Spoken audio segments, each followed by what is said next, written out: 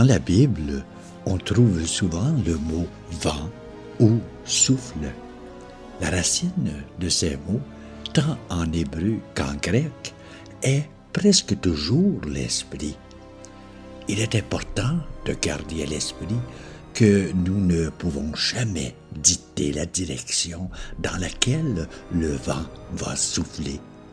Il serait absurde de penser que nous le pouvons. Le vent souffle comme il veut. De même, l'Esprit de Dieu souffle où il veut. Comment pouvons-nous être remplis de l'Esprit? Devons-nous sauter pour l'attraper et espérer que tout ira pour le mieux? Non.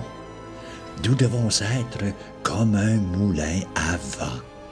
Les moulins à vent ont été conçus pour être propulsés par le vent, quelle que soit la direction dans laquelle ils soufflent, afin de produire de l'énergie. Pour être habités par le Saint-Esprit, nous devons faire de même.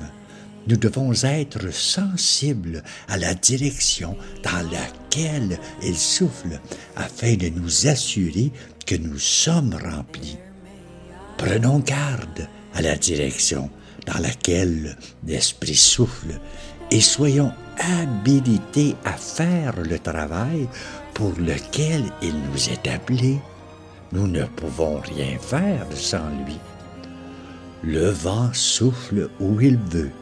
On l'entend, mais on ne peut pas voir d'où il vient et où il va. Il en est de même pour tous ceux qui sont nés de l'Esprit. I searched for